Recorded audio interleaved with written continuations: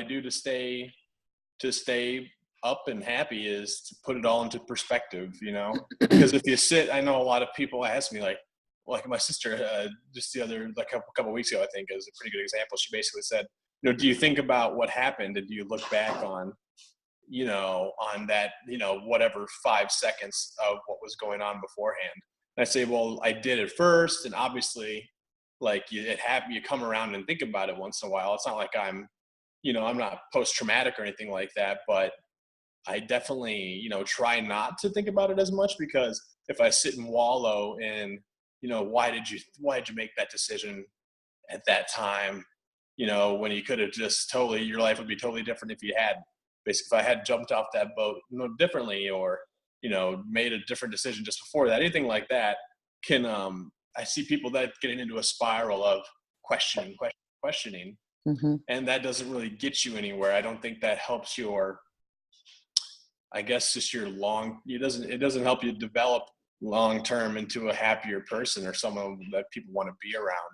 Mm-hmm. Because I think that is eventually you're just gonna kind of, I definitely see that being the gateway to longer issues with depression and just guilt, like maybe some self-guilt all around, which I'd rather not deal with, honestly, because I've seen what that can do to people.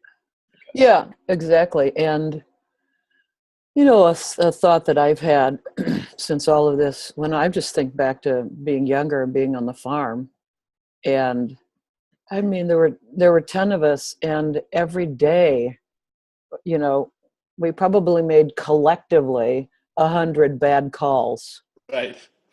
And, most of them don't turn into anything. You don't even have a story to tell about them. Every now and then, you say, yeah, I cut my hand, or I hit my finger with a whatever, I have Right. I have scars on my body for bad calls that I made. Right. But and we all do it. And you're right, it's like 5 seconds of a bad call, and most of the time it doesn't even turn into a story. Right, yeah. So I mean, I really The time, yeah. I applaud you and approve of that as a clinical psychologist, your strategy of saying that's not useful. Right. It's just, yeah. Yeah. I mean, I definitely dealt with it, but as soon as I found that I could find a way to shed that and get rid of that, those thoughts and how those can really drag you down. Mm-hmm. And I guess I'm lucky. I'm very and that's a similar situation that I thought about too, is, if I had come out of this, excuse me. Mm-hmm. Okay. If I had come out of this, any less cognitive than I was before, that would worry me a lot too. So I'm super lucky to have my brain fully intact, basically. Right. And still my personality relatively unaltered. Yeah. Because not only would that be, for me, that would be one of those really tough things to deal with. But I think it would be even just tougher for my family and my friends as well. Yeah. So I think, I'm similarly lucky there, and I get to use that. And since my brain is healthy, I get to use that to my advantage. And I guess again, just lucky that I have a background in studying what it takes to somewhat be right. a mentally healthy person. Yeah. I think I don't know if it was just by, I guess anyone else in my situation would buy supplementation just to do the same thing.